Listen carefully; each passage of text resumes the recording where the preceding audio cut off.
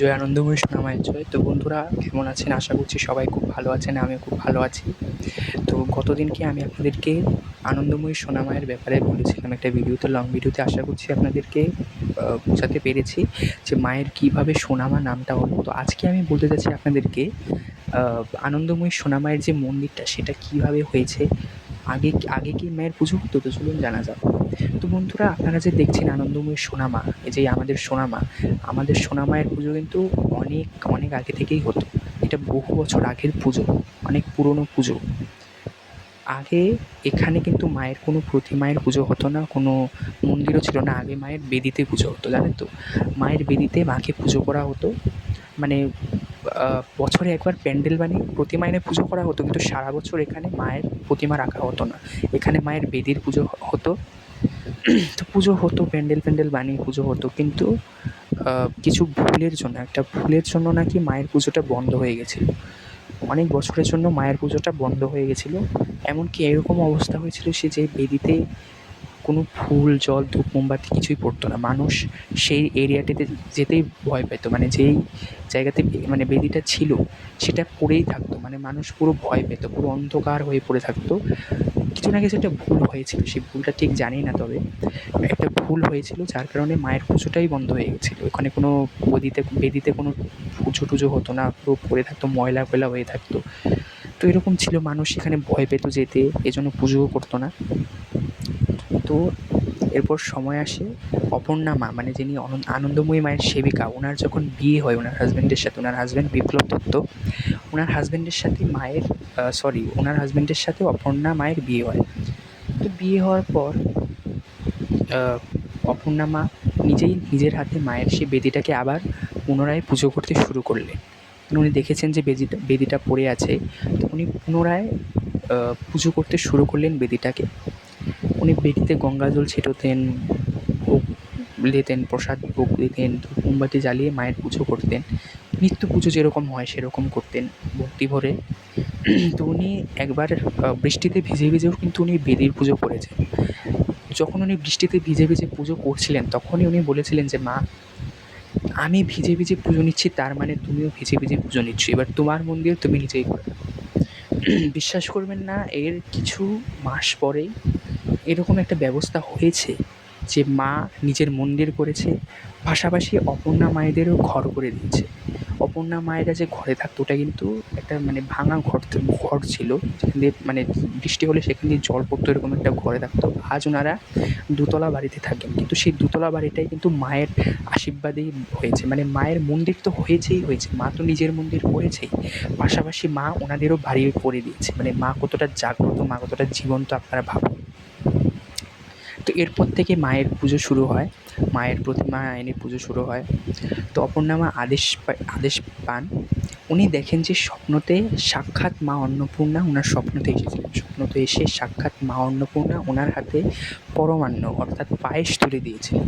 এরপর থেকেই এখানে মায়ের প্রিয় হয়েছে পায়েস, খুব প্রিয় হয়েছে পায়েস। এবং মায়ের আরও একটা প্রিয় জিনিস হয়েছে চালকলা, মাকে দেওয়া হয়। চালকলা হয়েছে মায়ের খুব প্রিয় এবং পায়েস হয়েছে মায়ের খুব প্রিয়।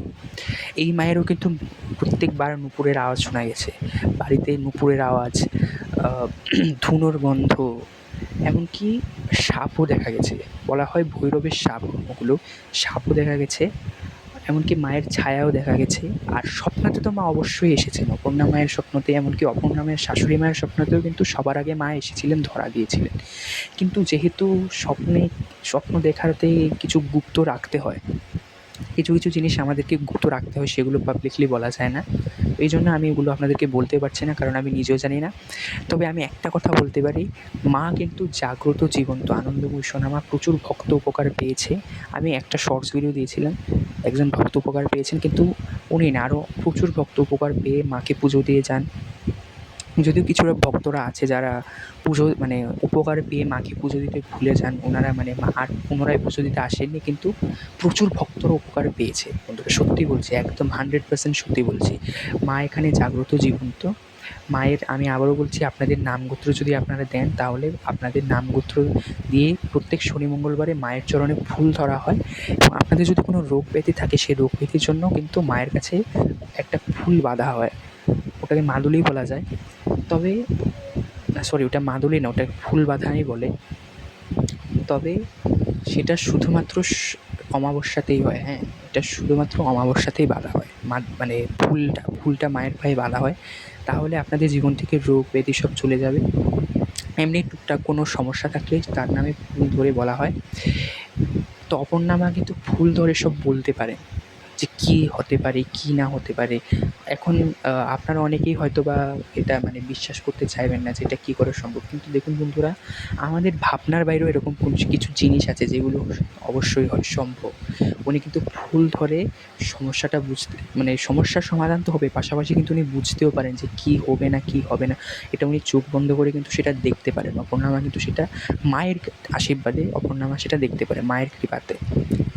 তো মা জাগ্রত, আমি বারবার বলি মা জাগ্রত। মায়ের অ্যাড্রেস হয়েছে 1/21 জহুরা বাজার lane, Kasba Rathtala mini bus stand. Aparna মায়ের ফোন নাম্বার হয়েছে 8017138179। আমি আবারও বলছি 8017138179। আপনাদের যদি কোনো সমস্যা থাকে আপনারা এই নাম্বারে যোগাযোগ করতে পারেন। তো আপনাদের নামেও মায়ের কাছে পুজো দেওয়া হবে। তবে একটি কথা বলবো আপনারা অবশ্যই চাইলে মায়ের মন্দিরে গিয়ে ঘুরে আসতে পারেন, মাকে পুজো দিতে পারেন। মায়ের মন্দির সবার জন্য খোলা, সবাই যেতে পারে, যে কোনো সময় যেতে পারে। তো আশা করছি আপনাদেরকে বোঝাতে পেরেছি। মা কিন্তু এখানে বেদি ছিল, বেদি থেকে মা নিজেই নিজের মন্দির গড়েছেন, নিজেই মা এসেছে, বা বেদি থেকে মা প্রতিমা রূপে নিজেই এসেছে। স্বপ্নাদেশে মা দেখিয়েও দিয়েছে, মা অন্নপূর্ণা রূপে উনি দেখিয়ে দিয়েছেন যে ওনার প্রিয় হয়েছেন পরমান্ন। পাশাপাশি উনি কিন্তু ওনার প্রেজেন্স, মানে ওনার উপস্থিতিটা বুঝিয়েছে অনেকভাবে। মায়ের নুপুরের আওয়াজ শোনা গেছে, অনেক কিছুর লক্ষণ পাওয়া গেছে। যেমন না বলে ধুনোর গন্ধ পাওয়া যায়, ধুনো কোথাও জ্বালানো হয়নি তাও ধুনোর গন্ধ, একটা পবিত্র সুগন্ধ, মন্দির থেকে একটা পবিত্র সুগন্ধ আসা। তো এগুলো কিন্তু মায়ের সংকেত, যেটা অপর্ণামা পেয়েছিলেন, বারবার পেয়েছিলেন। এরপর থেকেই শুরু হয় মায়ের লীলা। মায়ের অনেক লীলা আছে, আমি চেষ্টা করব ভবিষ্যতে আপনাদের জন্য আরও মায়ের কিছু লীলা কথা আপনাদেরকে জানানো। আপনারা সবাই ভালো থাকুন, সুস্থ থাকুন, আর অবশ্যই বলুন জয় আনন্দময়ী সোনা মায়ের জয়, জয় আনন্দময়ী কৃষ্ণকালী মায়ের জয়।